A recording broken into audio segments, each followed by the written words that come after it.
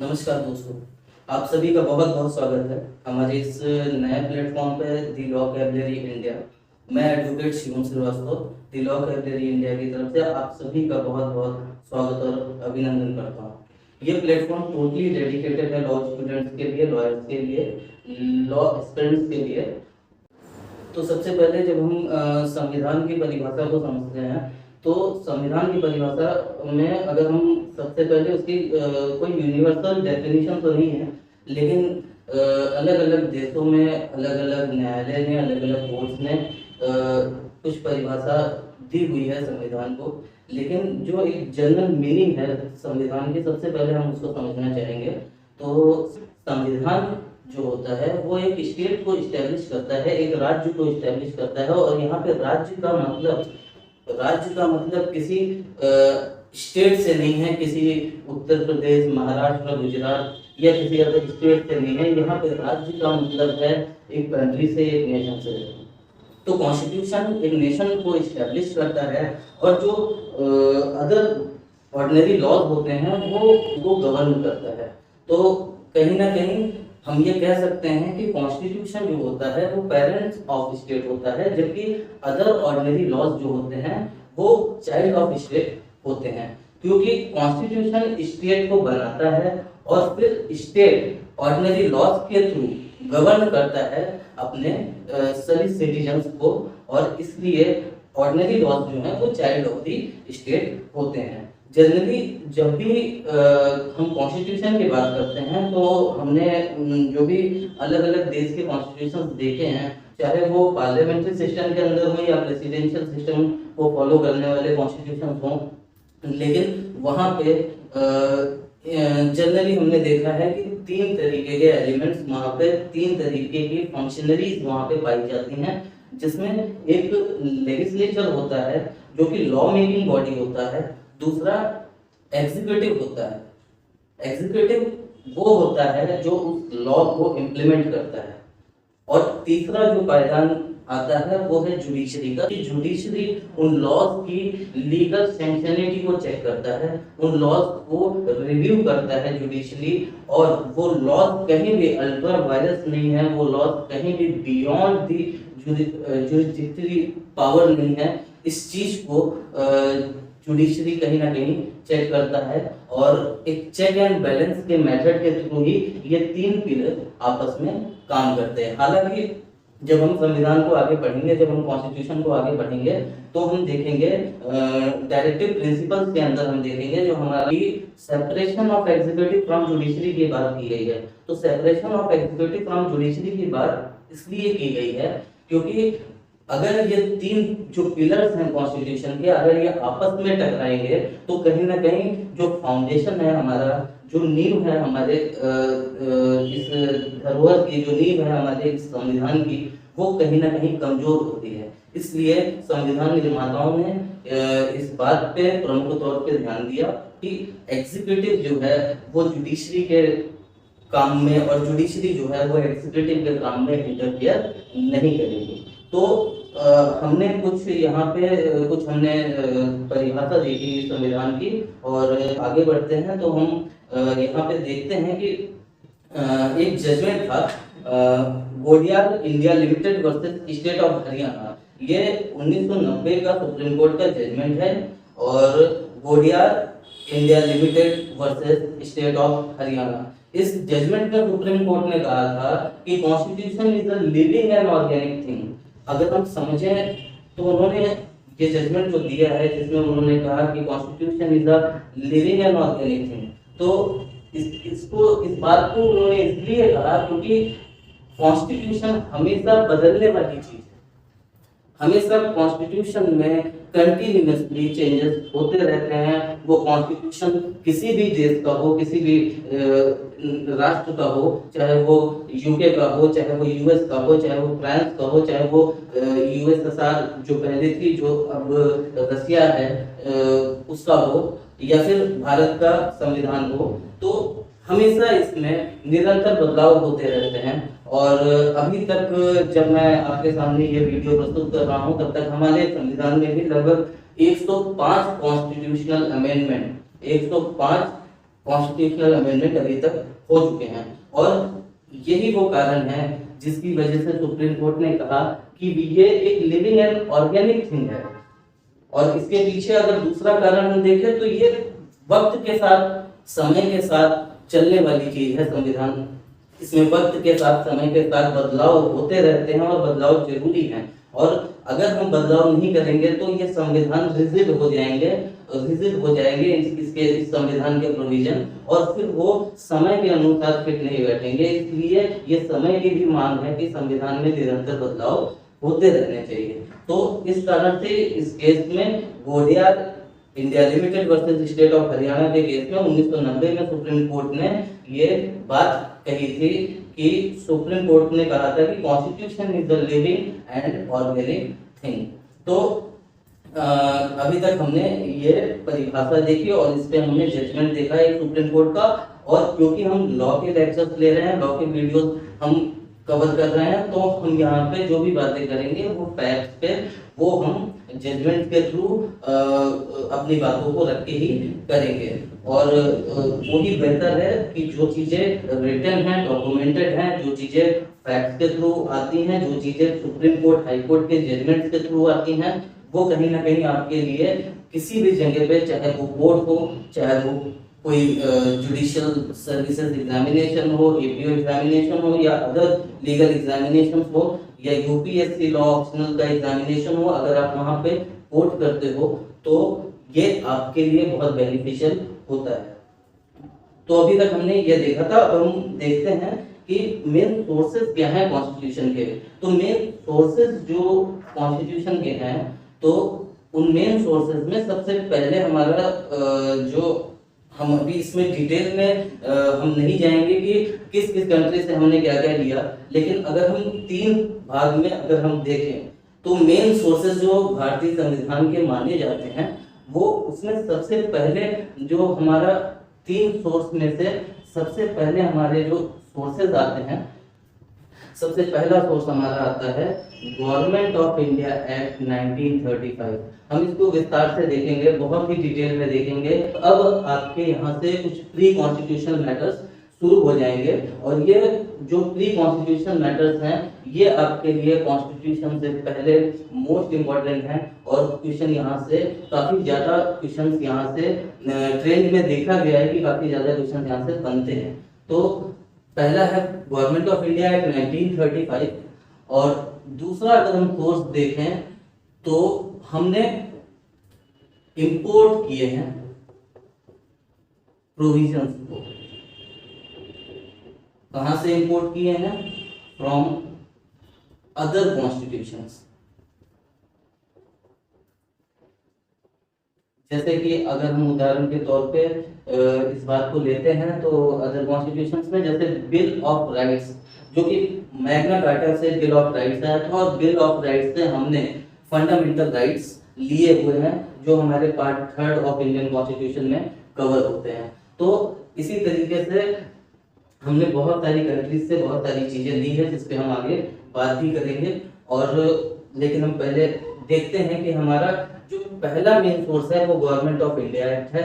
दूसरा, हमने other constitution से कुछ प्रोविजंस को हमने अडॉप्ट किया है, इंपोर्ट किया है। और तीसरा अगर हम देखें तो हमने इंडियन इंडिपेंडेंस एक्ट,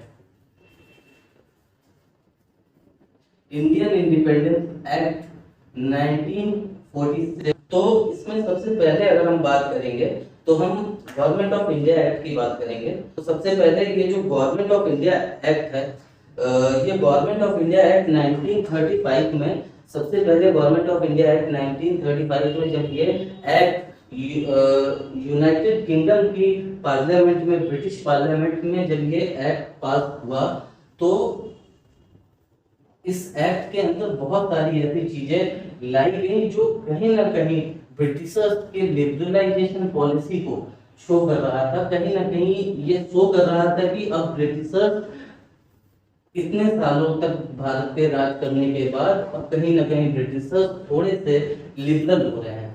कहीं ना कहीं वो अब ट्रांसफर ऑफ पावर के बारे में सोचना शुरू कर रहे हैं।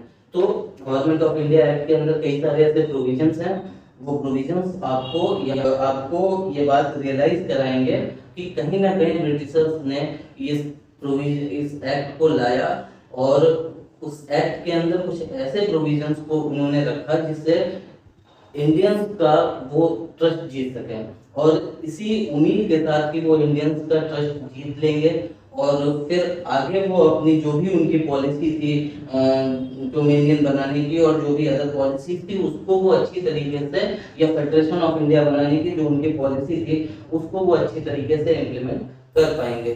तो गवर्नमेंट ऑफ इंडिया एक्ट के अंदर हमने अभी जब ये शुरुआत की है तो हमने देखा तो हम देखते हैं कि गवर्नमेंट ऑफ इंडिया एक्ट 1935 दो तरीके के प्रोविजंस लेकर आया था। तो गवर्नमेंट ऑफ इंडिया एक्ट 1935 जो दो तरीके के प्रोविजंस लेके आया था उसमें कुछ फेडरल प्रोविजंस थे और कुछ कुछ हमारे प्रोविजनल पार्ट्स थे।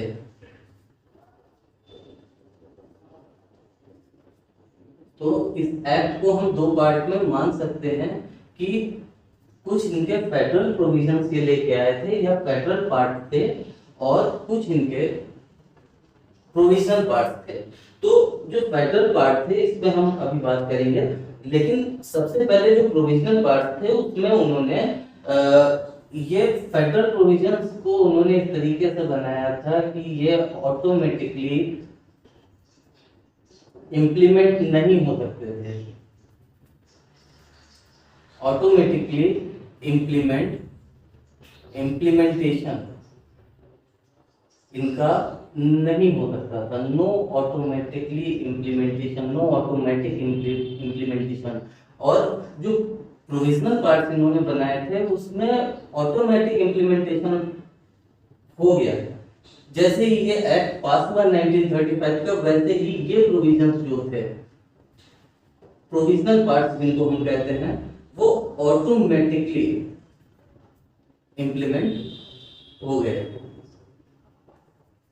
तो ये प्रोविजंस ऑटोमेटिकली इम्प्लीमेंट हो गए थे और ये प्रोविजंस जो थे हमारे फेडरल प्रोविजंस वो ऑटोमेटिकली इम्प्लीमेंट नहीं हुए थे, क्योंकि कुछ ऐसे प्रोविजंस थे ये फेडरल प्रोविजंस के साथ कुछ ऐसी कंडीशंस जुड़ी थी जिनको फुलफिल करना जरूरी था और उनको फुलफिल किए बिना ये प्रोविजंस इम्प्लीमेंट नहीं हो सकते थे। बाद में ये प्रोविजंस इम्प्लीमेंट हो भी नहीं पाए और ब्रिटिशर्स को ये प्रोविजंस वापस लेना पड़ा। ये इरादा उनका जो था फेडरेशन ऑफ इंडिया का, इसे उनको वापस लेना पड़ा।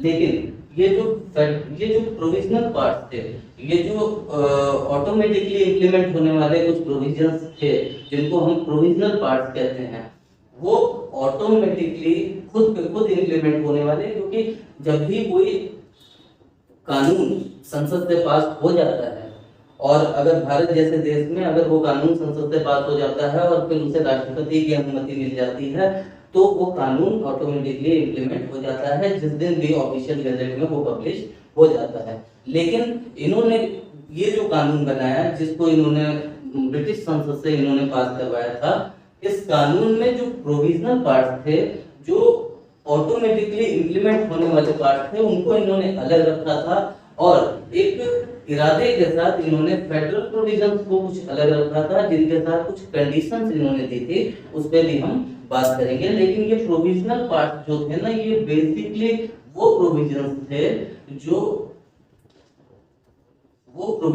थे जो बेस्ड थे साइमन कमीशन के रिकमेंडेशन। साइमन कमीशन का जो रिकमेंडेशन था जिसका भारत में बड़ी जोर तौर से विरोध हुआ, ये साइमन कमीशन के जो रिकमेंडेशन थे इसी पे बेस्ड इन्होंने लेके आया provisions government of India act 1935 के अंदर। ये फेडरल प्रोविजंस जो थे ये ऑटोमेटिकली इम्प्लीमेंट होने वाले प्रोविजंस नहीं थे और ये प्रोविजंस तब इफेक्ट में आते वॉलंटरी डिस्कशन के साथ जब फेवर में होते तो इस फेडरल प्रोविजंस को इम्प्लीमेंट किया जाता। लेकिन ये फेडरल प्रोविजंस इम्प्लीमेंट नहीं हो पाए, इसके पीछे की जो कहानी है उसको हम ऑपरेशन ऑफ फेडरल पोस्टपोन कहते हैं। इसके पीछे की जो कहानी है, जिस जिस कहानी की वजह से, जिस सिचुएशन की वजह से इस प्रोविजन को ब्रिटिशर्स को वापस लेना पड़ गया, उसको हम ऑपरेशन ऑफ फेडरेशन पोस्टपोन कहते हैं। ऑपरेशन ऑफ फेडरेशन पोस्टपोन कहते हैं। इस फेडरल प्रोविजंस के थ्रू ब्रिटिशर्स की ये मंशा थी कि वो फेडरेशन ऑफ इंडिया बनाना चाहते थे। फेडरेशन ऑफ इंडिया के अंदर वो एक ब्रिटिश इंडिया बनाना चाहते थे और इंडियन स्टेट्स बनाना चाहते थे। तो ब्रिटिश इंडिया और इंडियन स्टेट्स, ये दो फेडरेशन ऑफ इंडिया के अंदर वो बनाना चाहते थे। और लेकिन उसी दौरान जब सितंबर 1939 में वर्ल्ड वॉर सेकंड शुरू हो गया, तो जब सितंबर 1939 में वर्ल्ड वॉर शुरू हो गया, दूसरा विश्व युद्ध शुरू हो गया, तो उसी दौरान ब्रिटिश गवर्नमेंट ने क्या किया? ब्रिटिश गवर्नमेंट ने बिना इंडियंस की परमिशन के, बिना इंडियंस के कंसेंट के, बिना इंडियन लीडर्स के इच्छा के, बिना उनकी इच्छा को पूछे हुए ये डिक्लेयर कर दिया उन्होंने उस वॉर में कि भारत जो है और भारत के लोग जो हैं वो ब्रिटिशर्स की तरफ से जर्मनी के खिलाफ लड़ रहे हैं और ब्रिटिशर्स की तरफ से वो बेलिगेरेंट कंट्री है। बेलिगेरेंट कंट्री है मतलब युद्ध के सहयोगी हैं ब्रिटिशर्स की तरफ से भारत के लोग। और इसका जब ये बात भारत में पता चली तो इंडियन नेशनल कांग्रेस ने इसका पुरजोर विरोध किया और इंडियन नेशनल कांग्रेस ने एक रेजोल्यूशन भी पास किया और ये डिक्लेयर किया कि ब्रिटिशर्स ने हमसे पूछे बिना, हम भारतीयों से पूछे बिना ये हमें युद्ध का सहभागी बनाया है। और इस डिक्लेरेशन में उन्होंने जो कहा, उसमें उन्होंने कहा कि ना ही हमारे legislature, without reference to the legislature, ना ही हमारे लेजिस्लेचर से उन्होंने कोई रेफरेंस लिया, मतलब कि भारतीय संसद और भारतीय संसद के जो नेता हैं उनसे कोई भी ना परमिशन ली, ना कोई इजाजत लिया और ना उनकी सहमति ली। तो एक मुद्दा उन्होंने ये उठाया और दूसरा मुद्दा उन्होंने ये उठाया कि इंडियंस को, मतलब कि जो भारत की जो जनता है, जो भारत के लोग थे, उनको भी कॉन्फिडेंस में ब्रिटिशर्स ने नहीं लिया और ना ही उन्होंने हमारे लेजिस्लेचर से इस बारे में कोई चर्चा की, ना ही उन्होंने हमारे जनता को कॉन्फिडेंस में लिया और हमें युद्ध में उन्होंने झोंक दिया। दूसरे वर्ल्ड वॉर में उन्होंने हमें इस चीज में झोंक दिया। और इसके बाद जब इस चीज का विरोध शुरू हुआ तो कांग्रेस ने इस चीज का पुरजोर विरोध किया, जिसके बाद से जो कांग्रेस के मिनिस्टर्स थे 9 में से 7 प्रोविंसेस में, 9 में से 7 प्रोविंसेस में जो कांग्रेस के मिनिस्टर्स थे, जिनको ब्रिटिशर्स एक तरीके से अपने साथ नॉमिनेट करके एक ट्रस्ट क्रिएट करने के पर्पस से जिन्हें एक पोजीशन एज अ मिनिस्टर दे रखे थे, 7 आउट ऑफ 9 ये मिनिस्टर्स ऑफ प्रोविंसेस ने रिजाइन कर दिया, तत्काल रिजाइन कर दिया, उसी वक्त रिजाइन कर दिया इस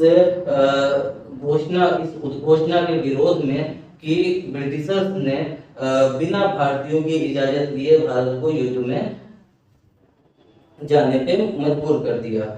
और बाद में अक्टूबर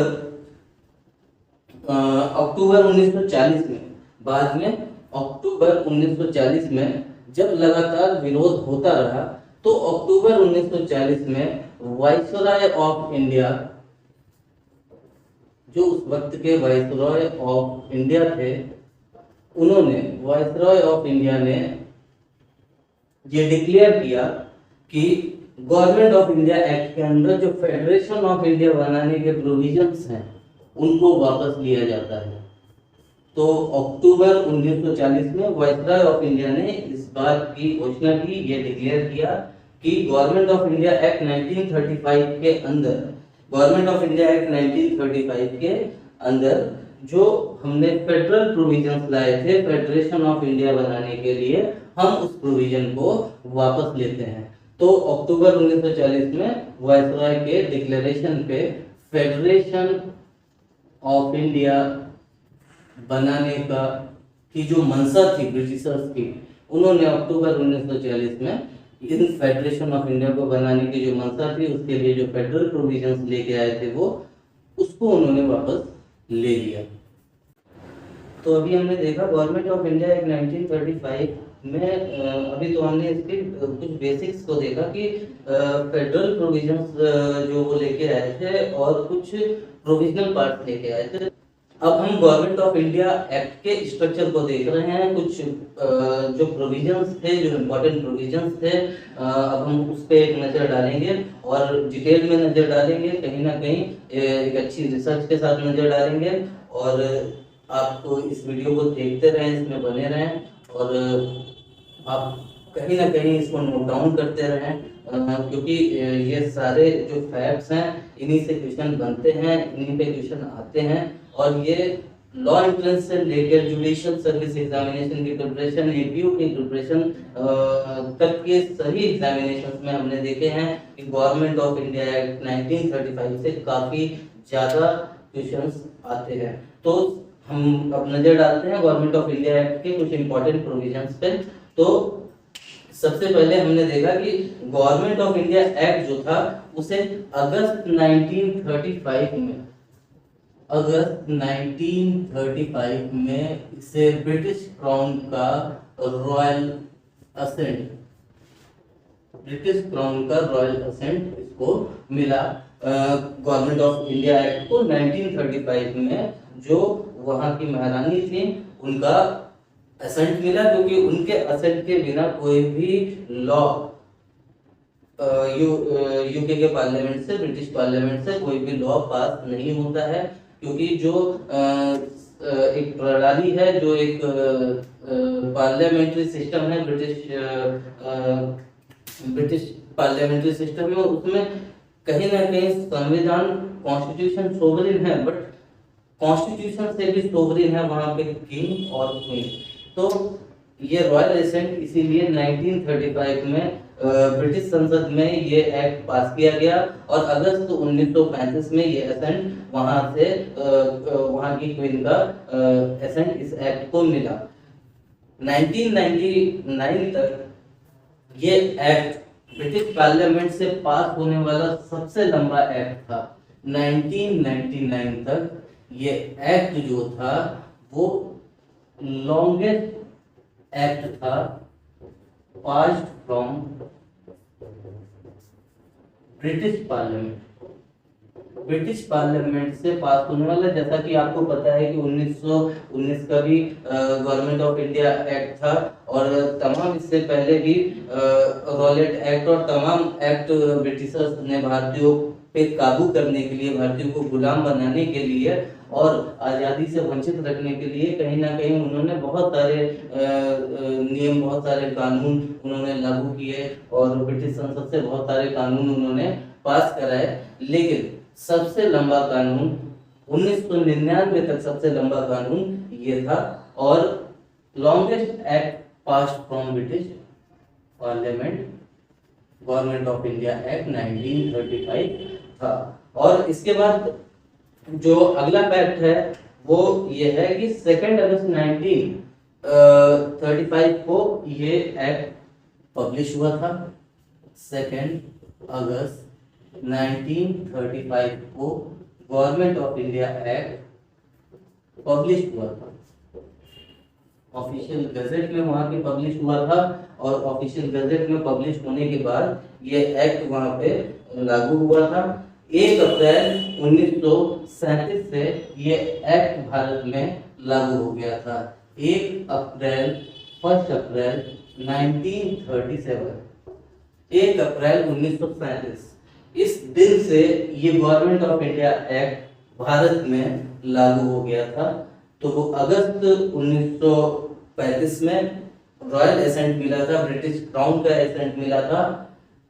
2 अगस्त 1935 को गवर्नमेंट ऑफ इंडिया एक्ट को पब्लिश किया गया था वहां की ऑफिशियल गैजेट में, और उसके बाद वहां पे ये एक्ट पास होके 1 अप्रैल 1937 को ये इम्प्लीमेंट हो गया था।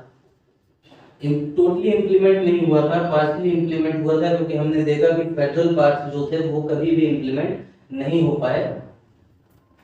तो ये इम्प्लीमेंट हो गया था, भले ही पार्शली इम्प्लीमेंट हुआ था, लेकिन इसके जो प्रोविजनल पार्ट थे वो यहाँ पे इम्प्लीमेंट हो गए थे।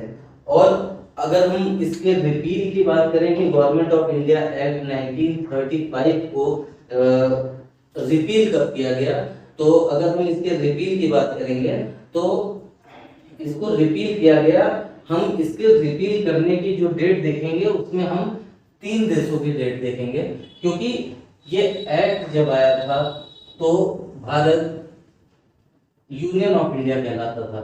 जब ये एक्ट आया था, आज भी यूनियन ऑफ इंडिया कहलाता है, लेकिन उस समय यूनियन ऑफ इंडिया कहलाने की परिभाषा कुछ अलग थी। तो उस वक्त जो यूनियन ऑफ इंडिया था, उस यूनियन ऑफ इंडिया में इंडिया था, आज का जो पाकिस्तान है वो पाकिस्तान था, और आज का जो बांग्लादेश है वो बांग्लादेश था। तो तीनों ही जगह पे ये government of India act 1935 applicable था। क्यों एप्लीकेबल था? क्योंकि ये उस टाइम पे यूनियन ऑफ इंडिया का हिस्सा थे, ये एक संयुक्त भारत थे, और इनका कोई भी विभाजन नहीं हुआ था। विभाजन तो आजादी के बाद हुआ, तो इनका कोई भी विभाजन नहीं हुआ था। कहीं ना कहीं ट्रांसफर ऑफ पावर के बाद ही के दौरान ही इनका विभाजन हुआ, लेकिन 1935 में ये संयुक्त भारत का हिस्सा थे, इसलिए गवर्नमेंट ऑफ इंडिया एक्ट के जो प्रोविजंस थे वो इन तीनों पे ही पूरी तरीके से लागू थे।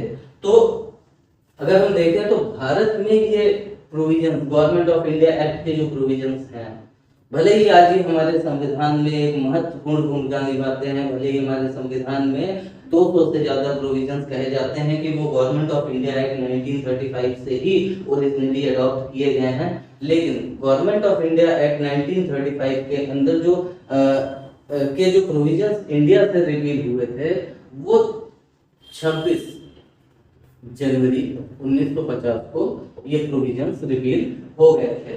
जिस दिन पे हमारा संविधान लागू हुआ, जिस दिन हमारा संविधान पूरी तरीके से लागू हुआ, उस दिन पे ये गवर्नमेंट ऑफ इंडिया एक्ट के प्रोविजंस इस इंडिया से रिपील हो गए थे। इसके पीछे की जो कहानी है और इसी डेट पे क्यों रिपील हुए, 26 जनवरी 1950 को ही क्यों रिपील हुए, इसके बारे में हम अभी कुछ देर में चर्चा करेंगे। Lapse of paramountcy, lapse of paramountcy का जो टॉपिक अभी हम डिस्कस करेंगे उसके अंदर हम ये चर्चा करेंगे कि 26 जनवरी 1950 को ही क्यों हमारे देश से गवर्नमेंट ऑफ इंडिया एक्ट के प्रोविजंस को हटाया गया, लेकिन गवर्नमेंट ऑफ इंडिया एक्ट के प्रोविजन 26 जनवरी 1950 को रिपील हो गए थे।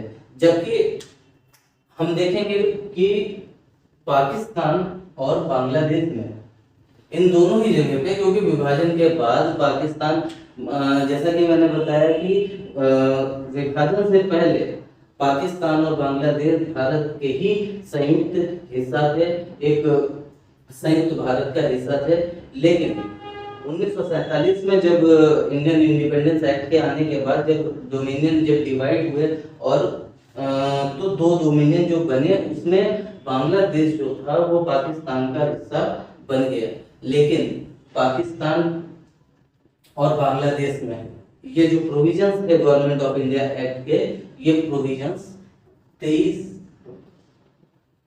मार्च 1956 23 मार्च 1956 को ये गवर्नमेंट ऑफ इंडिया एक्ट के जो प्रोविजंस थे ये रिपील हुए। कहां से रिपील हुए? पाकिस्तान और बांग्लादेश से ये प्रोविजंस 23 मार्च 1956 को रिपील हुए।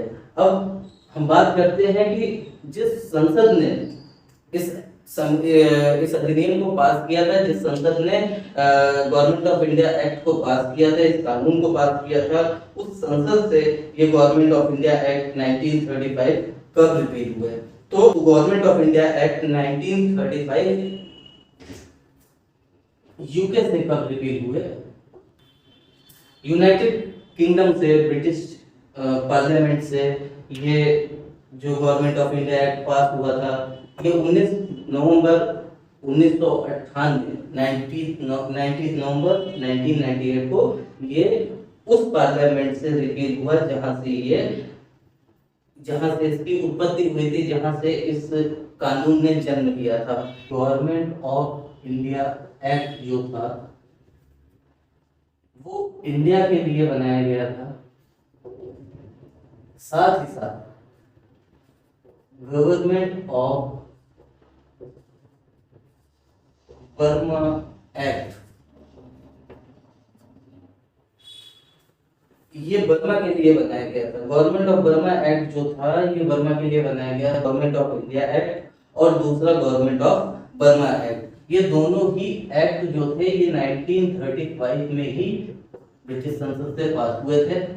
ये दोनों ही act, government of India act और गवर्नमेंट ऑफ बर्मा एक्ट, ये दोनों ही एक्ट 1935 में ही ब्रिटिश संसद से पास हुए थे। और जो हमारा गवर्नमेंट ऑफ इंडिया एक्ट था इसके अंदर में 321 सेक्शन थे, 321 सेक्शंस थे इसमें, और 10 शेड्यूल थे। इसके अंदर 10 शेड्यूल थे, 321 सेक्शन थे, 10 शेड्यूल थे। और जो हमारा गवर्नमेंट ऑफ बर्मा एक्ट था उसके अंदर हमारे 159 सेक्शंस थे और 6 शेड्यूल्स थे। अभी जब हम आगे और भी प्रोविजंस को डिस्कस करेंगे, अभी तो हम प्री कॉन्स्टिट्यूशनल मैटर्स पे डिस्कशन कर रहे हैं। जब हम कॉन्स्टिट्यूशन में एंटर करेंगे तो बहुत ही गहराई से, बहुत ही डिटेल में हम सभी चीजों पे बात करेंगे, और उस दौरान हम इससे भी बात करेंगे कि ये शेड्यूल्स क्या होते हैं। जब हम संविधान की शुरुआत करेंगे तो आर्टिकल्स क्या होते हैं, पैरा क्या होते हैं, सब पैरा क्या होते हैं और शेड्यूल्स क्या होते हैं, हम इन सभी पे चर्चा करेंगे। लेकिन अभी के लिए फिलहाल गवर्नमेंट ऑफ इंडिया एक्ट 1935 में पास हुआ था, और उसी समय पे गवर्नमेंट ऑफ बर्मा एक्ट पास हुआ था 1935 में। गवर्नमेंट ऑफ इंडिया एक्ट जो पास हुआ था उसके अंदर 321 सेक्शन थे और 10 शेड्यूल थे, और जो गवर्नमेंट ऑफ बर्मा एक्ट पास हुआ था उसके अंदर 159 सेक्शन थे, 159 सेक्शन थे और 6 शेड्यूल थे, 6 शेड्यूल थे। अब ये तो एक स्ट्रक्चर हमने डिस्कस किया, एक मोटे मोटे तौर पे हमने देखा कि गवर्नमेंट ऑफ इंडिया एक्ट जो था वो किस तरीके का एक्ट था और उसको किस तरीके से स्ट्रक्चराइज किया गया था। अब हम कुछ इफेक्ट्स देखेंगे, गवर्नमेंट ऑफ इंडिया एक्ट के कुछ इफेक्ट्स देखेंगे। तो यहाँ पे हमने देखा कि सिर्फ गवर्नमेंट ऑफ इंडिया एक्ट नहीं लाया था, बल्कि गवर्नमेंट ऑफ बर्मा एक्ट भी लाया था ब्रिटिशर्स ने, और वो बर्मा को भारत का हिस्सा नहीं मानते थे। और अभी हम इस पे बात करेंगे, सेपरेशन ऑफ बर्मा का प्रोविजन उन्होंने इसी गवर्नमेंट ऑफ इंडिया एक्ट के अंदर लाया था, और उसके बाद ये गवर्नमेंट ऑफ बर्मा एक्ट 1935 उन्होंने लाया था, जिसमें 159 सेक्शन और 6 शेड्यूल हुआ करते थे। तो मेजर इफेक्ट हम देखते हैं गवर्नमेंट ऑफ इंडिया एक्ट 1935 के कुछ मेजर इफेक्ट्स थे। जाहिर सी बात है कि जब कानून आया है और वो कानून लागू हुआ है भारतीयों पे, तो कहीं ना कहीं भारतीयों को उससे कुछ तो इफेक्ट हुआ होगा। तो कुछ मेजर इफेक्ट जो हुए थे उसमें जब हम डिस्कशन में जाते हैं तो कुछ मेजर इफेक्ट्स जो हमें दिखते हैं, उस मेजर इफेक्ट पे हम डिस्कशन करते हैं। तो सबसे पहले और सबसे बड़ी चीज जो इस एक्ट के थ्रू की गई थी, 1 अप्रैल 1937 को इस एक्ट के अंदर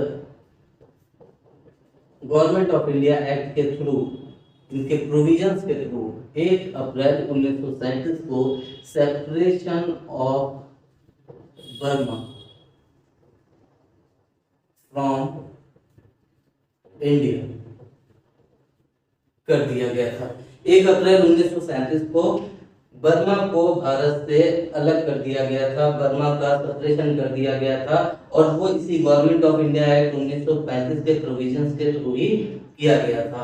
अब अगर हम इसका कुछ अगला जो हम इफेक्ट देखें या कुछ अगला हम एक्शन देखें गवर्नमेंट ऑफ इंडिया एक्ट के अंदर, तो हमने देखा कि establishment of RBI, reserve bank of India की स्थापना के लिए कुछ प्रोविजंस लाए गए थे इस एक्ट के अंदर, और इन्हीं प्रोविजंस के बेसिस पे फिर आरबीआई एक्ट पास हुआ और फिर उसके अंदर आरबीआई की स्थापना हुई। तो कहीं ना कहीं फाउंडेशन जो था रिजर्व बैंक ऑफ इंडिया का, जो कंसेप्ट था रिजर्व बैंक ऑफ इंडिया का, वो सेंट्रल बैंक का जो कंसेप्ट था वो गवर्नमेंट ऑफ इंडिया एक्ट 1935 के अंदर ही उत्पन्न हुआ था।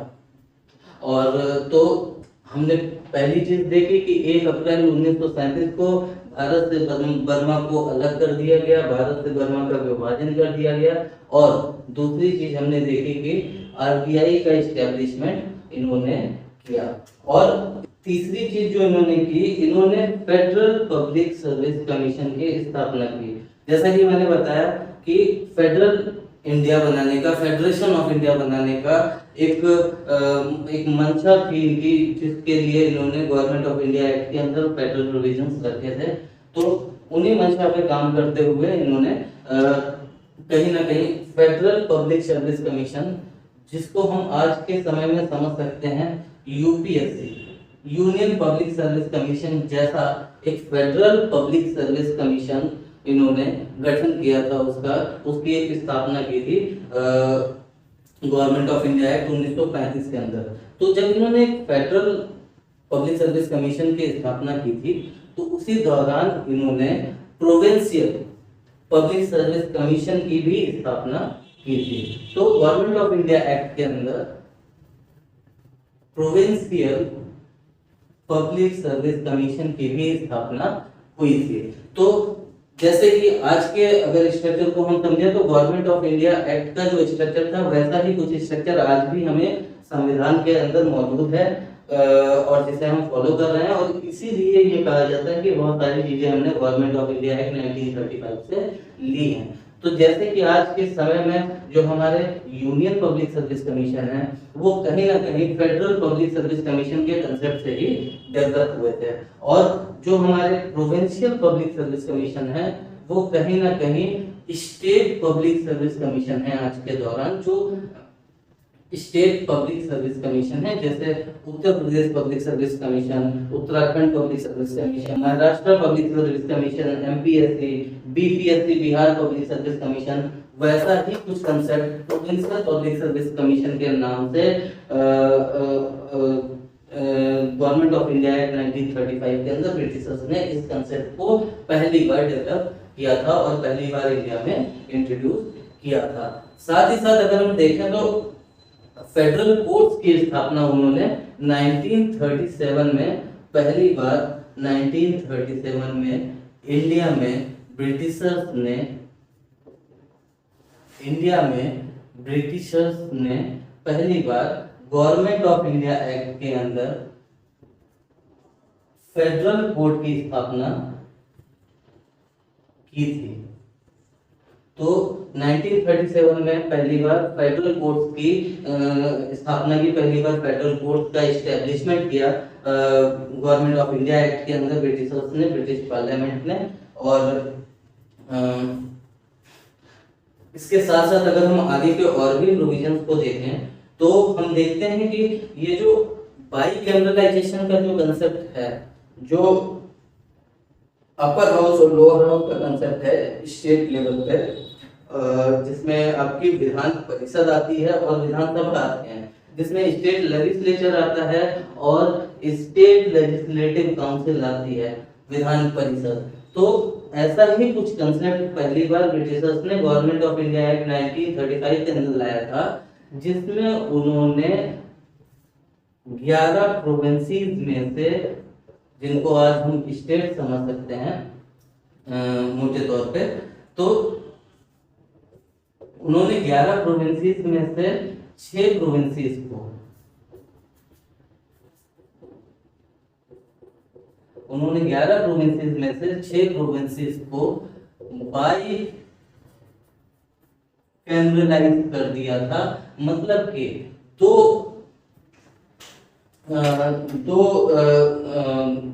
लेजिस्लेटिव बॉडीज में बांट दिया था। दो लेजिस्लेटिव बॉडीज में एक लोअर हाउस हुआ करता था, एक अपर हाउस हुआ करता था। जैसा कि आज के समय में हमारे इंडियन कॉन्स्टिट्यूशन के अंदर भी कुछ ऐसे राज्य हैं जहां पे बाइकैमरलाइजेशन आज भी लागू है। जैसे कि उत्तर प्रदेश के अंदर विधान परिषद और विधानसभा दोनों का ही कंसेप्ट है। महाराष्ट्र के अंदर विधान परिषद और विधानसभा दोनों के ही कंसेप्ट हैं। विधान परिषद से एमएलसी चुन के आते हैं जो कि नॉमिनेशन के थ्रू आते हैं, और विधान सभा के अंदर एमएलए चुन के आते हैं जो कि डायरेक्ट इलेक्शन के थ्रू आते हैं, लेजिस्लेटिव असेंबली के इलेक्शंस के थ्रू आते हैं। तो ये जो कंसेप्ट है बाइकैमरलाइजेशन का, ये जो कंसेप्ट है डुअल बॉडी गवर्नमेंट का, ये पहली बार डुअल लेजिस्लेटिव बॉडी का concept government of India act के अंदर इंप्लीमेंट किया था ब्रिटिशर्स ने, जिसमें उन्होंने 11 प्रोविंसेस में से लगभग 6 प्रोविंसेस में ये बाइकैमरलाइजेशन किया था। और तो ये भी एक बहुत ही महत्वपूर्ण कदम था। तो अगर हम इन चीजों पे अगर नजर डालें, हम इन फैक्ट्स पे अगर नजर डालें, तो हम देखते हैं कि बहुत सारे इम्पोर्टेंट जो बदलाव करने थे, जो समय के साथ साथ इतने सालों से वो 1600 ईस्वी से जो चार्टर ऑफ 1600 से वो रूल करते आ रहे थे, तो उन्हें भी ये समझ में आ गया था कि आज के टाइम में ये डिमांड बहुत ही जेन्युइन है कि अब हमें अपने कानूनों में बदलाव करना पड़ेगा, लिबरलाइजेशन लाना पड़ेगा, थोड़े से सुधार करने पड़ेंगे, तभी हम आगे लंबे समय तक भारत पे राज कर पाएंगे। ऐसी मंशा के साथ उन्होंने ये गवर्नमेंट ऑफ इंडिया एक्ट 1935 के अंदर बहुत सारे संशोधन लाए थे और बहुत सारे न्यू प्रोविजंस को उन्होंने इम्प्लीमेंट किया था। तो एक ये महत्वपूर्ण कदम डायरेक्टरी का जो सिस्टम था उसको लेके गवर्नमेंट ऑफ इंडिया एक्ट 1935 के अंदर उन्होंने ये फैसला लिया कि हमें अब इसको वापस लेना चाहिए। और फिर हम अगर अगले इम्पोर्टेंट प्रोविजन पे नजर डालें तो इन्होंने फेडरेशन ऑफ इंडिया की एक तैयारी कर रखी थी, जिसके बारे में अभी हम पहले भी चर्चा कर चुके हैं कि फेडरेशन ऑफ इंडिया बनाने की जो उनकी मंशा थी। अब अगर हम अगले प्रोविजन की बात करें तो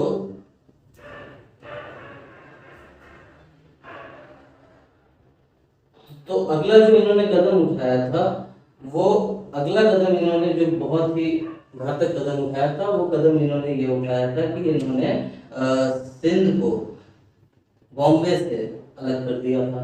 तो अगला जो इनका कदम था वो ये था कि इन्होंने क्या किया, इन्होंने सेपरेट कर दिया सिंध को, सेपरेटेड सिंध फ्रॉम बॉम्बे, और वो भी इन्होंने इसी गवर्नमेंट ऑफ इंडिया एक्ट के अंदर प्रोविजंस लाके किया था। तो अगला जो भी कदम था इनका वो ये था कि इन्होंने बॉम्बे को सिंध से या सिंध को बॉम्बे से जुदा कर दिया, सिंध को बॉम्बे से अलग कर दिया और सेपरेट कर दिया। उसके बाद एक और कदम जो इन्होंने उठाया वो इन्होंने ये कदम उठाया कि इन्होंने बिहार और उड़ीसा को इन्होंने तोड़ा, बिहार और उड़ीसा का इन्होंने विभाजन किया, बिहार और उड़ीसा का इन्होंने विभाजन किया और इन दोनों को सेपरेट प्रोविंशियल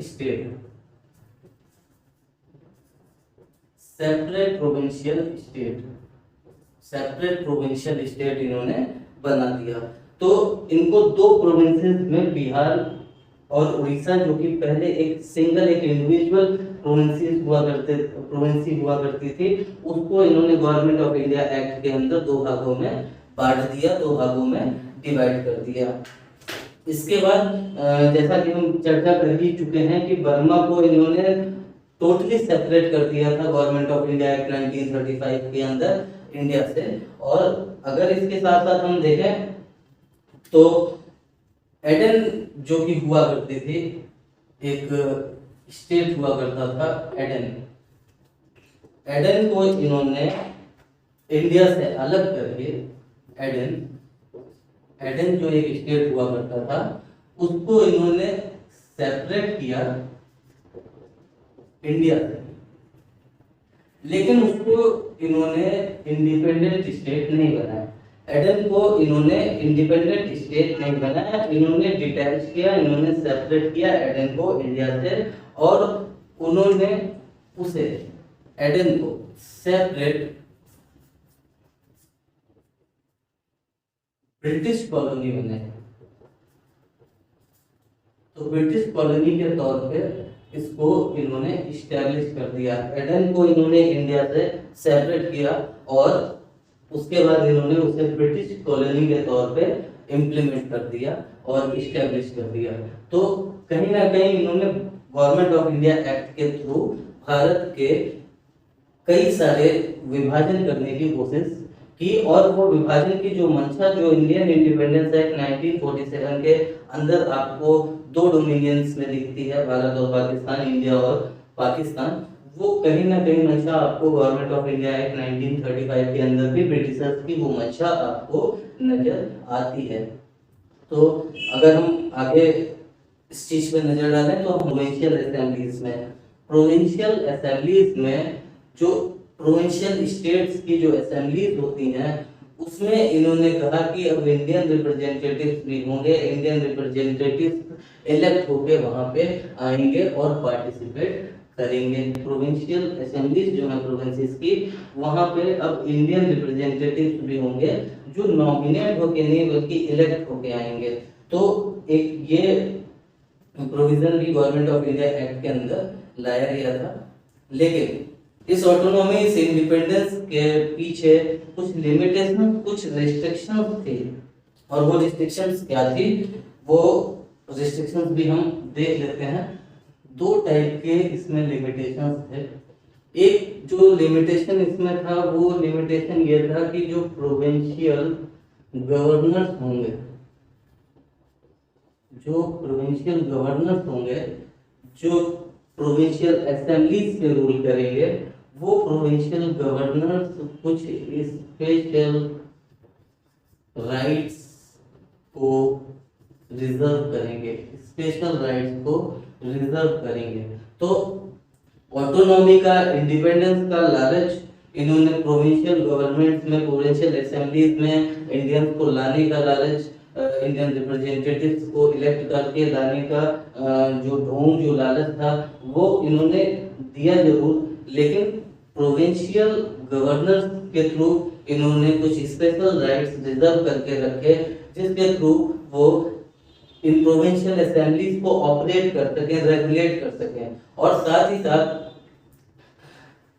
ब्रिटिश अथॉरिटीज को, ये तो प्रोविंशियल गवर्नर्स थे जिनके पास कुछ स्पेशल राइट्स रिजर्व किए गए, इसके साथ साथ जो भी ब्रिटिश अथॉरिटीज थी जो कि इंग्लैंड में बैठी थी, और इंग्लैंड में जो ब्रिटिश पार्लियामेंट बैठी थी उसके डायरेक्शन में जो इंडिया में ब्रिटिशर्स की गवर्नमेंट काम कर रही थी, उसके अंदर जो ब्रिटिश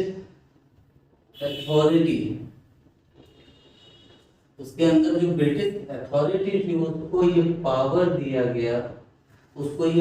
दिया गया कि वो इस रिस्पॉन्सिबल गवर्नमेंट को, जिसमें इंडियन इलेक्टेड रिप्रेजेंटेटिव्स भी होंगे, इस रिस्पॉन्सिबल गवर्नमेंट को वो कभी भी सस्पेंड कर सकते हैं, सस्पेंड एनी टाइम। तो गवर्नमेंट ऑफ इंडिया एक्ट के अंदर प्रोविजन ये डाला गया कि जो प्रोविंशियल असेंबलीज होती थी जिनमें इंडियन रिप्रेजेंटेटिव को कोई हिस्सा नहीं दिया जाता था, कोई पार्ट नहीं दिया जाता था, कहीं ना कहीं इंडियन रिप्रेजेंटेटिव को इलेक्ट करके लाएंगे, ऐसा लालच दिया गया। लेकिन उसके ऊपर दो लिमिटेशन, दो रिस्ट्रिक्शन लगा दी गई।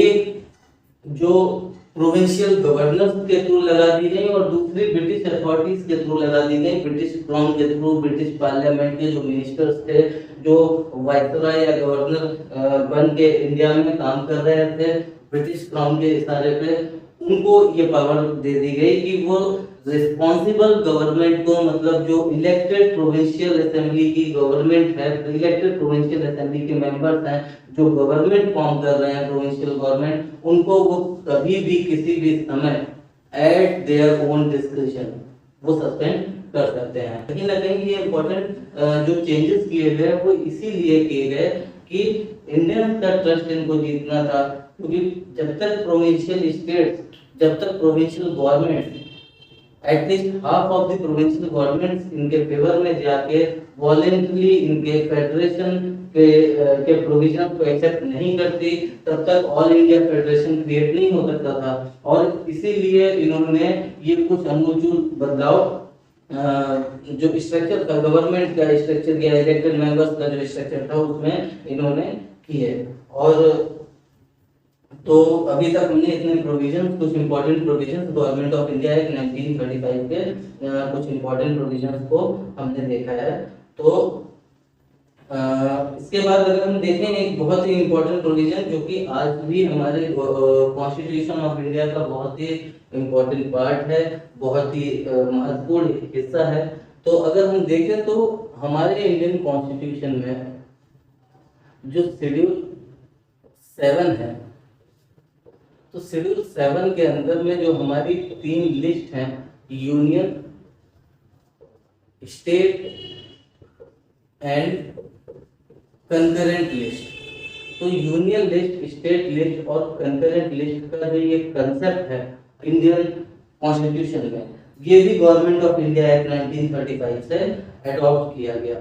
और गवर्नमेंट ऑफ इंडिया एक्ट के अंदर, गवर्नमेंट ऑफ इंडिया एक्ट के अंदर ये जो 3 लिस्ट हैं, ये फेडरल लिस्ट,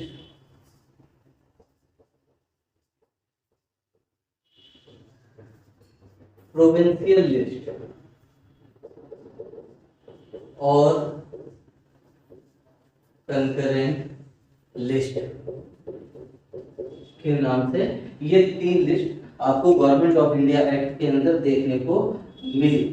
तो ये गवर्नमेंट ऑफ इंडिया एक्ट के अंदर इन्होंने जो राइट्स थे, जो एक्सरसाइज ऑफ पावर थी, उसको इन्होंने फेडरल लिस्ट, प्रोविंशियल लिस्ट और कंकरेंट लिस्ट में डिवाइड किया था। फेडरल लिस्ट वो थी जिसमें ब्रिटिश इंडिया को अपनी पावर एक्सरसाइज करने का राइट था, वो सब्जेक्ट मैटर फेडरल लिस्ट में थे। प्रोविंशियल लिस्ट में वो सब्जेक्ट मैटर थे जिसमें प्रोविंशियल गवर्नमेंट्स को अपने राइट एक्सरसाइज करने का, अपनी पावर एक्सरसाइज करने का राइट था। ऐसे सब्जेक्ट मैटर प्रोविंशियल स्टेट में थे। और तीसरा जो कंकरेंट लिस्ट है उसमें कुछ ऐसे सब्जेक्ट मैटर थे जिन पे फेडरल और provincial government, means British India as well as provincial states, इन दोनों को ही इन कंकरेंट लिस्ट के सब्जेक्ट मैटर से लॉ बनाने का राइट था। गवर्नमेंट ऑफ इंडिया एक्ट के हमने कुछ प्री कॉन्स्टिट्यूशनल मैटर्स को देखा। इसके साथ साथ अगर हम देखें तो हम मेन चीज हमें देखनी है कि वो सोर्सेज जो अदर कॉन्स्टिट्यूशन से अडॉप्ट किए गए, ऐसे कौन से प्रोविजंस थे, इंपॉर्टेंट प्रोविजंस थे जो अदर कॉन्स्टिट्यूशन से अडॉप्ट किए गए।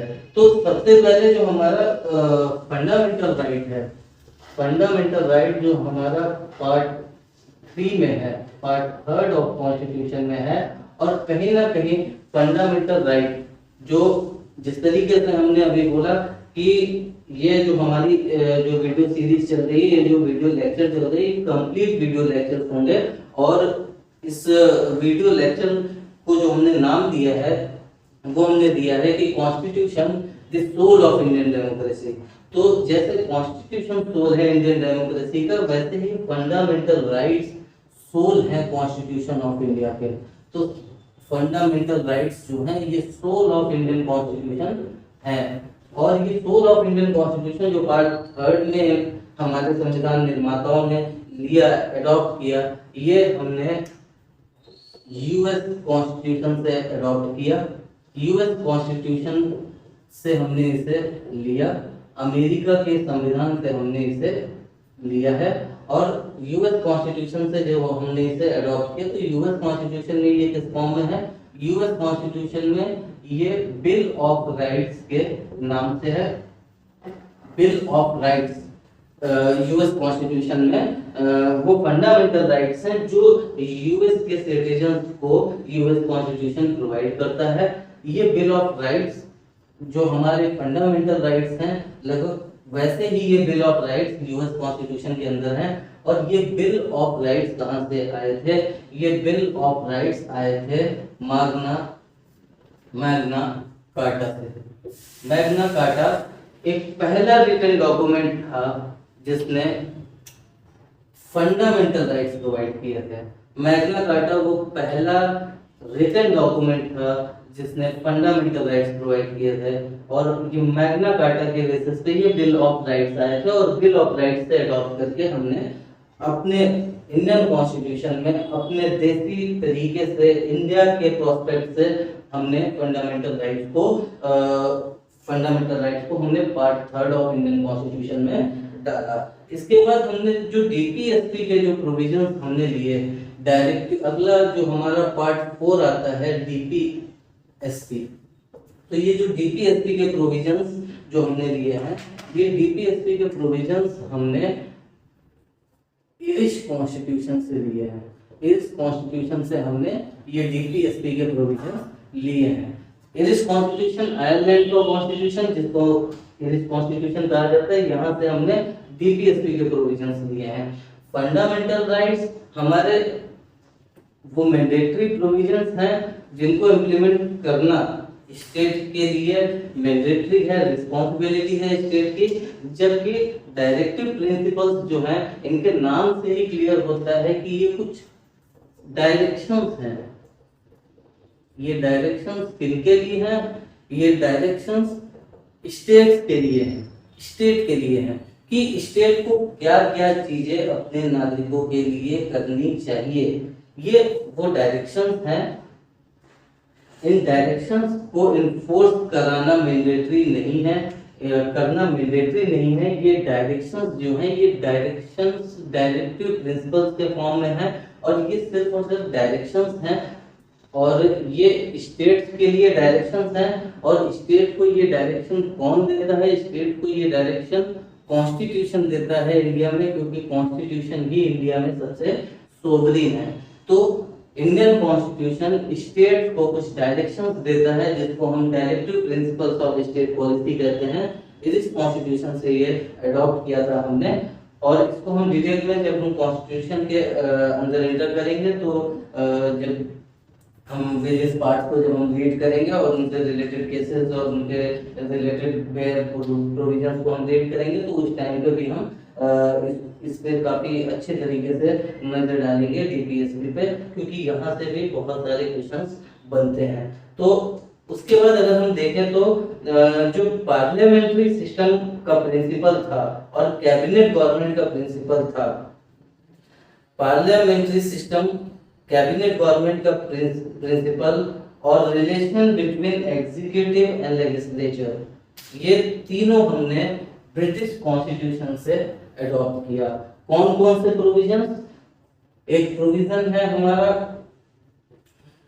Parliamentary system. पार्लियामेंट्री सिस्टम को हमने अडॉप्ट किया। दूसरा हमने अडॉप्ट किया relation between executive and legislature.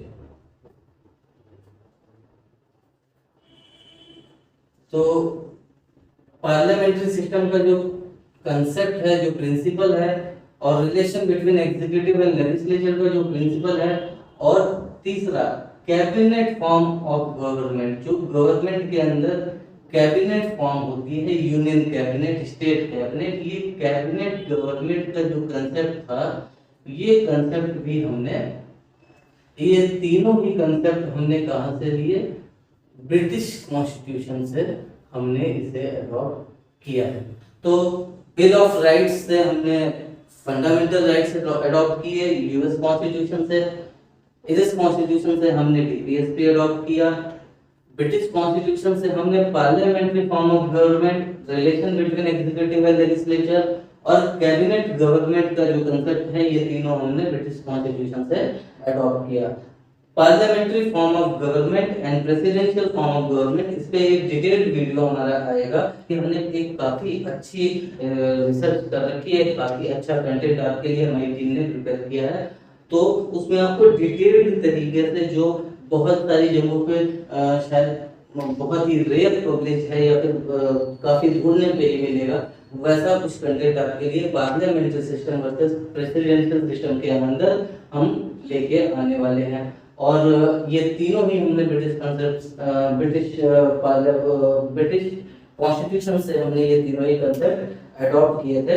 अब अगर हम देखें तो यूनियन स्टेट रिलेशनशिप का जो कंसेप्ट था, यूनियन स्टेट रिलेशनशिप का कंसेप्ट हमने जो लिया वो हमने यूनियन स्टेट रिलेशन, ये आपको कॉन्स्टिट्यूशन में प्रोविजंस के अंदर आर्टिकल्स भी पढ़ने को मिलेंगे, डिटेल्ड में हम इस पर डिस्कस करेंगे। लेकिन यूनियन स्टेट रिलेशंस का जो प्रोविजन था वो हमने कहाँ से लिया, वो हमने गवर्नमेंट ऑफ इंडिया एक्ट से लिया था। और बहुत सारे प्रोविजंस जिसमें हमने बताया कि UPSC, state public service commission और इसके साथ ही साथ जो भी हमारे फेडरल कोर्ट्स के प्रोविजंस थे और साथ ही साथ जो बाईकैमरल लेजिस्लेचर का जो कंसेप्ट था वो हमने गवर्नमेंट ऑफ इंडिया एक्ट 1935 से ही लिया था। तो यूनियन स्टेट रिलेशन का जो कंसेप्ट था वो हमने गवर्नमेंट ऑफ इंडिया एक्ट 1935 से लिया। और एक और महत्वपूर्ण चीज कि शेड्यूल 7 के अंदर, शेड्यूल 7 के अंदर जो 3 लिस्ट हैं, यूनियन लिस्ट, स्टेट लिस्ट और कंकरेंट लिस्ट, तो यूनियन लिस्ट और स्टेट लिस्ट और कंकरेंट लिस्ट, जैसा कि हमने बताया गवर्नमेंट ऑफ इंडिया एक्ट के अंदर ये फेडरल लिस्ट, प्रोविंशियल लिस्ट और कंकरेंट लिस्ट थे। तो कहीं ना कहीं वो कंसेप्ट हमने वहां से भी अडॉप्ट किया, लेकिन वैसा ही एक सिमिलर कंकरेंट लिस्ट का कंसेप्ट हमें ऑस्ट्रेलियन कॉन्स्टिट्यूशन में भी मिलता है। तो ये माना जाता है कि ऑस्ट्रेलियन कॉन्स्टिट्यूशन से भी हमने कंकरेंट लिस्ट का कंसेप्ट अडॉप्ट किया। तो शेड्यूल 7 के अंदर जो कंकरेंट लिस्ट का कंसेप्ट है वो हमने ऑस्ट्रेलियन कॉन्स्टिट्यूशन से अडॉप्ट किया, और कहीं ना कहीं गवर्नमेंट ऑफ इंडिया एक्ट 1935 के अंदर वो जो प्रोविजन थे जिसमें 3 लिस्ट दी गई थी, उस कंसेप्ट को भी हमने यहाँ पे अडॉप्ट किया। तो हमने गवर्नमेंट ऑफ इंडिया एक्ट और ऑस्ट्रेलियन कॉन्स्टिट्यूशन दोनों से ही ये शेड्यूल 7 का कंसेप्ट कंकरेंट लिस्ट का अडॉप्ट किया। यूनियन एंड स्टेट रिलेशनशिप हमने गवर्नमेंट ऑफ इंडिया एक्ट 1935 से अडॉप्ट किया। ये 3 चीजें हमने ब्रिटिश पार्लियामेंट से ली, parliamentary system, relation between executive and legislature, cabinet government, fundamental rights जो कि बिल ऑफ राइट्स थे, जो कि सोल ऑफ इंडियन कॉन्स्टिट्यूशन माने जाते हैं, इसको हमने यूएस कॉन्स्टिट्यूशन से लिया, डीपीएसपी हमने इंग्लिश कॉन्स्टिट्यूशन से लिया था। और इसके साथ ही साथ जो हमारा पार्ट 13 है इंडियन कॉन्स्टिट्यूशन का, जो कि डील करता है ट्रेड, कॉमर्स एंड इंटरकोर्स से, वो भी हमने कहां से लिया, वो भी हमने ऑस्ट्रेलियन कॉन्स्टिट्यूशन से लिया। जो भी हमारा पार्ट 13 है जिसके अंदर trade, commerce and intercourse, trade, commerce and intercourse, trade activities हैं, जो भी कॉमर्स एक्टिविटीज हैं, उनसे रिलेटेड जो कॉन्स्टिट्यूशनल प्रोविजंस हैं वो पार्ट 13 में दिए हुए हैं। और ये पार्ट 13 भी हमने ऑस्ट्रेलियन कॉन्स्टिट्यूशन से अडॉप्ट किया है। तो ऑस्ट्रेलियन कॉन्स्टिट्यूशन से हमने पार्ट 13 अडॉप्ट किया, ट्रेड, कॉमर्स एंड इंटरकोर्स से रिलेटेड जो प्रोविजन थे, साथ ही साथ कंकरेंट लिस्ट को भी माना जाता है कि गवर्नमेंट ऑफ इंडिया एक्ट के साथ साथ हमने ऑस्ट्रेलियन कॉन्स्टिट्यूशन से उसे अडॉप्ट किया। इमरजेंसी के जो प्रोविजन थे, इमरजेंसी के प्रोविजन ये माना जाता है कि हमने जैसा कि हमने अभी देखा शेड्यूल 7 में जो कंकरेंट लिस्ट है वो Australian constitution as well as government of India act दोनों से ही माना जाता है कि हमने अडॉप्ट किया। अगर आपको गवर्नमेंट ऑफ इंडिया एक्ट के का कंसेप्ट अगर ऑप्शन मिलता है तो आप गवर्नमेंट ऑफ इंडिया एक्ट का ऑप्शन लगा सकते हो, और अगर आपको ऑस्ट्रेलियन कॉन्स्टिट्यूशन का ऑप्शन मिलता है ऐसे सवाल में तो आप ऑस्ट्रेलियन कॉन्स्टिट्यूशन का भी जवाब दे सकते हो। तो जिस तरीके से शेड्यूल 7 में कंकरेंट लिस्ट का जो कंसेप्ट है ये दोनों जगह से लिया गया, वैसे ही इमरजेंसी के जो प्रोविजंस हैं, वैसे ही जो हमारे इमरजेंसी के प्रोविजंस हैं, स्टेट इमरजेंसी, नेशनल इमरजेंसी और फाइनेंशियल इमरजेंसी, 352, 356 और 360, ये 352, 356 और 360 जो हमारे ये तीन महत्वपूर्ण आर्टिकल हैं, और 352 से लेकर 360 तक के जो हमारे महत्वपूर्ण आर्टिकल हैं इमरजेंसी से रिलेटेड, ये इमरजेंसी से रिलेटेड प्रोविजन एक तो गवर्नमेंट ऑफ इंडिया एक्ट से लिए गए कुछ, ये माना जाता है कि गवर्नमेंट ऑफ इंडिया एक्ट 1935 से कुछ प्रोविजन लिए गए इमरजेंसी के, और जर्मन कॉन्स्टिट्यूशन से लिए गए। तो इमरजेंसी के जो प्रोविजन 352 से 360 तक आपको देखने को मिलते हैं वो provisions government of India act और जर्मन कॉन्स्टिट्यूशन से अडॉप्ट किए गए।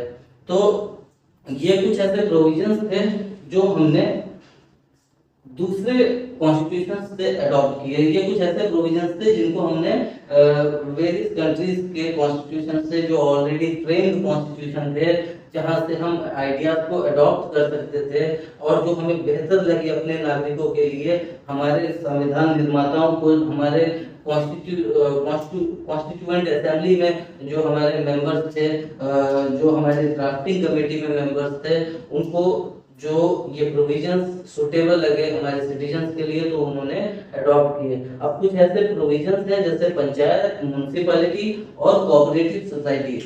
ये पंचायती राज, म्युनिसिपैलिटीज और कोऑपरेटिव सोसाइटीज, ये याद रखिएगा, ये तीन प्रोविजंस हैं। एक है पंचायती राज, दूसरा है म्युनिसिपैलिटीज मतलब म्युनिसिपल कॉर्पोरेशन, और तीसरा है कॉर्पोरेटिव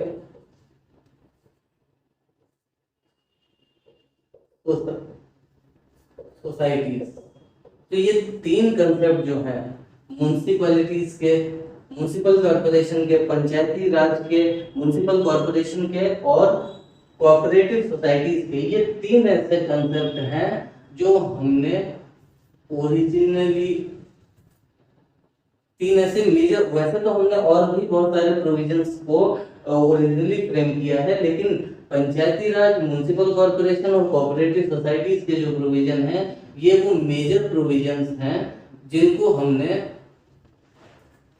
ये वो मेजर प्रोविजंस हैं जिनको हमने ओरिजिनली फ्रेम किया है। हमारे कॉन्स्टिट्यूशन मेकर्स ने इसको फ्रेम किया है ओरिजिनली। पंचायती राज, म्युनिसिपल कॉर्पोरेशन और कोऑपरेटिव सोसाइटीज।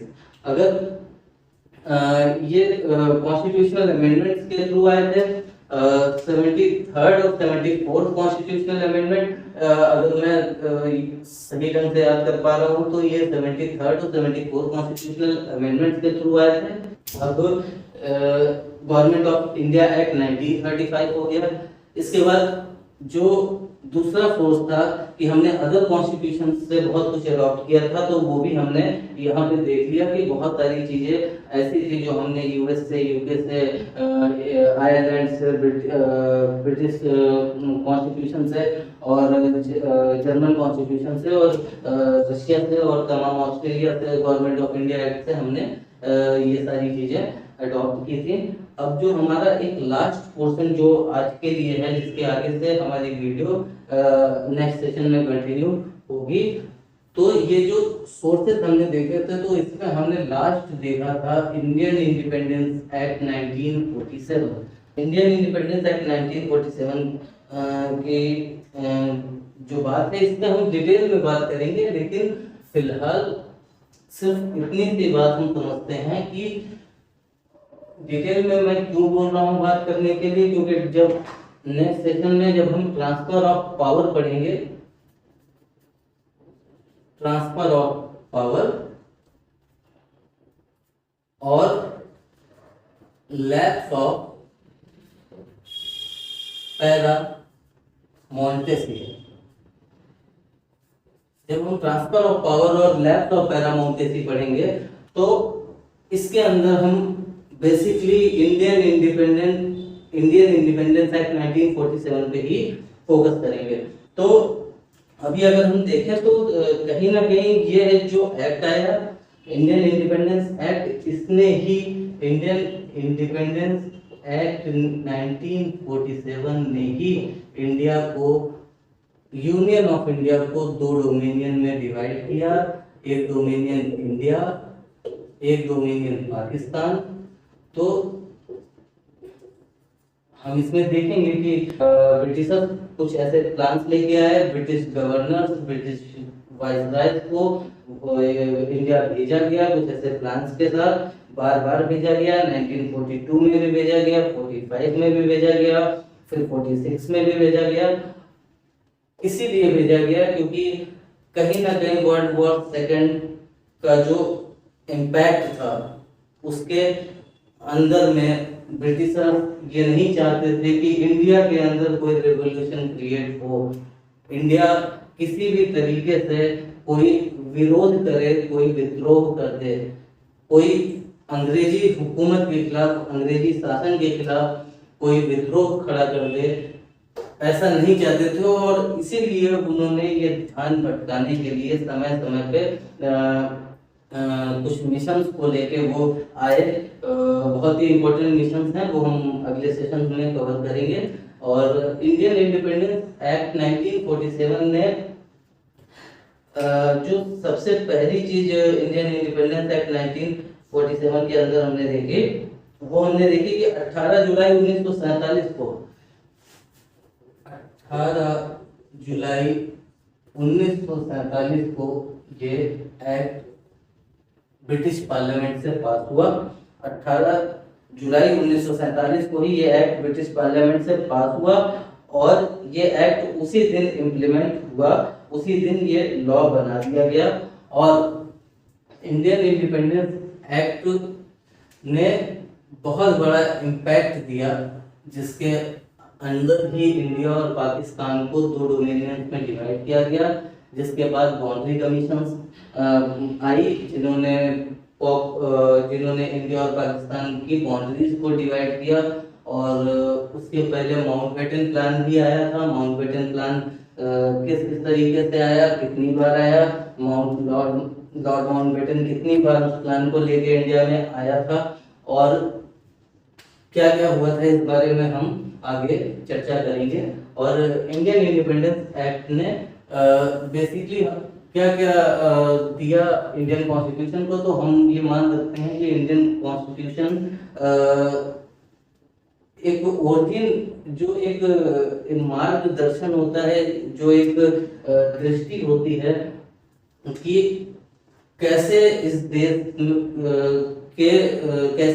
के नियम और कानून आगे बनेंगे, ये इंडियन इंडिपेंडेंस एक्ट ने ही प्रोवाइड किया। क्योंकि इंडियन इंडिपेंडेंस एक्ट ने ही कहा कि पाकिस्तान जो एक सेपरेट डोमिनियन होगा, उसका इंडिया से अब कोई लेना देना नहीं होगा, और इंडिया जो एक सेपरेट डोमिनियन होगा, उसका पाकिस्तान से कोई लेना देना नहीं होगा। तो कहीं ना कहीं ये ओरिजिन यहीं से, ये व्यू यहीं से डिराइव हुआ कि जो कॉन्स्टिट्यूशन हमें बनाना है, वो हमें सिर्फ और सिर्फ इंडियंस के लिए ही बनाना है। तो इंडियंस के लिए ही बनाना है। ये 1947 में जब ये इंडियन इंडिपेंडेंस एक्ट लाया गया, जिस समय पे हमारी संविधान सभा चल रही थी, संविधान सभा का गठन हो चुका था, संविधान सभा में बहुत सारी सभाएं हो चुकी थी, बहुत सारे सेशन चल रहे थे, उसी दौरान पे ये इंडियन इंडिपेंडेंस एक्ट लाया गया और इसने इंडिया और पाकिस्तान को दो सेपरेट डोमिनियन में डिवाइड कर दिया, जो कि जिन्ना की भी मांग थी। और कहीं ना कहीं इसने एक व्यू दिया कि अब हमें जो लॉ क्रिएट करना है, अब हमें जो कॉन्स्टिट्यूशन क्रिएट करना है, वो सिर्फ और सिर्फ इंडियंस के लिए ही क्रिएट करना है, इंडियंस के लिए ही ये कानून होगा और इसका कोई भी इम्प्लीमेंटेशन पाकिस्तान के डोमिनियन पे नहीं होगा। इंडियन डोमिनियन के लिए ही हम जो क्रिएट करेंगे वो इंडियन डोमिनियन के लिए ही क्रिएट करेंगे। तो कहीं ना कहीं इस विचार को ध्यान में रखते हुए ही संविधान निर्माताओं ने इस संविधान का गठन किया। इस चाहे वो पॉलिटिकल बाउंड्रीज हो, चाहे वो ज्योग्राफिकल बाउंड्रीज हो, कहीं ना कहीं वो बाउंड्रीज जो खींची वो इंडियन इंडिपेंडेंस एक्ट ने ही वो बाउंड्री खींची कि ये इंडियन डोमिनियन है और इसी इंडियन डोमिनियन के लिए चाहे वो पॉलिटिकल बाउंड्री खींची हो, चाहे वो ज्योग्राफिकल बाउंड्री खींची हो, ये दोनों ही इंडियन इंडिपेंडेंस एक्ट ने इंडियन डोमिनियन के लिए और पाकिस्तान डोमिनियन के लिए ये बाउंड्री खींची, जिसके थ्रू ये डिवीजन हुआ और फिर ये क्लियरिटी आई कि डोमिनियन जो इंडियन डोमिनियन है हमारी संविधान सभा को उसके लिए ही काम करना है। इस पे हम डिटेल में बात भी करेंगे। इसमें हम देखेंगे भी कि इंडियन इंडिपेंडेंस एक्ट जब लाया गया तो उसके अंदर क्लियर ये चीज कह दी गई थी कि संविधान सभा ही वो सरकार होगी जो संविधान के निर्माण के पूरे होने तक राज करेगी, देश पे डोमिनियन पे राज करेगी और चाहे वो इंडियन डोमिनियन हो या वो पाकिस्तान डोमिनियन हो, दोनों ही डोमिनियंस की अपनी संविधान सभा होगी, कॉन्स्टिट्यूएंट असेंबली होगी। दोनों ही डोमिनियन की जो कॉन्स्टिट्यूएंट असेंबली होगी वो अपने अपने डोमिनियन पे फुली रेगुलेशन रखेगी, फुली गवर्नेंस रखेगी और इसमें ब्रिटिश इंटरफेरेंस नहीं होगा। तो ये जो आइडिया था, ये इस आइडिया ने भी कॉन्स्टिट्यूशन को के ऊपर बहुत इम्पैक्ट दिया, बहुत ही असर किया। तो इस चीज को हम देखेंगे जिसमें उन्होंने ये भी कहा है कि इंडियन इंडिपेंडेंस एक्ट 1947 के लागू होने के बाद इंडियन डोमिनियन की जो कॉन्स्टिट्यूएंट असेंबली है जो काम कर रही है उसके द्वारा बनाया गया कोई भी प्रोविजन पाक डोमिनियन पे लागू, पाकिस्तान डोमिनियन पे लागू नहीं होगा। और पाकिस्तान डोमिनियन के अंदर जो कॉन्स्टिट्यूएंट असेंबली होगी जो कॉन्स्टिट्यूशन फ्रेम करेगी उसके द्वारा बनाया गया कोई भी प्रोविजन इंडियन डोमिनियन पे लागू नहीं होगा। तो फिलहाल के लिए इतना ही। और ये वीडियो आपको कैसा लगा आप अपने कमेंट्स के माध्यम से हमें अवगत कराते रहें। किस तरीके के इम्प्रूवमेंट्स की जरूरत है, किस तरीके के कंटेंट्स की जरूरत है, किस तरीके के रिसर्च की जरूरत है और कैसे रिसर्च को इम्प्रूव किया जा सकता है, ये आपका ही चैनल है तो आपकी ही टिप्पणी और आपके ही आदेशों का हम पालन करेंगे और हमें अपने कमेंट्स के माध्यम से जरूर अवगत कराएं। और इस एंटायर वीडियो में, इस पूरे वीडियो सेशन में, इस लेक्चर में जो सबसे महत्वपूर्ण योगदान, जो सबसे महत्वपूर्ण सहयोग दिया है वो हमारी रिसर्च एंड एनालिसिस जो हेड हैं एडवोकेट स्वाति रंजन, उन्होंने एक बहुत ही महत्वपूर्ण योगदान और सहयोग दिया है इस कंटेंट को प्रिपेयर करने के लिए। ये वीडियो 1 है इस सीरीज का और कंटिन्यूसली ये वीडियो आते रहेंगे, कहीं भी ये वीडियो बीच में ब्रेक नहीं होंगे। आपको from one point to the other point, from the beginning to the end, आपको सभी कंटेंट्स कॉन्स्टिट्यूशन के इस लेक्चर सीरीज के अंदर A to Z सारे कंटेंट्स हम कवर करने की कोशिश करेंगे। हमारी एक पहल है, ये हमारी एक उम्मीद है कि हम आपसे लगातार जुड़े रहेंगे और आपको लगातार फुल फ्लेज कंटेंट सिर्फ कॉन्स्टिट्यूशन पे ही नहीं, आगे आपको IPC पे, CRPC पे, आपको इंडियन एविडेंस एक्ट पे और इंडियन लिमिटेशन एक्ट पे, ट्रांसफर ऑफ प्रॉपर्टी एक्ट पे, CPC पे और इसके साथ साथ ही जो भी जिस भी कानून पे आप चाहेंगे कि उस पर एक डिटेल्ड लेक्चर सीरीज, एक डिटेल्ड वीडियो लेक्चर सीरीज आपको अवेलेबल हो, हम उस पर जरूर काम करने की कोशिश करेंगे और वो आप तक लाने की, आप तक पहुंचाने की जरूर कोशिश करेंगे। तो हमारे साथ ऐसे ही जुड़े रहिए। द लॉ कैवलरी इंडिया की पूरी टीम आप सभी की आभारी है।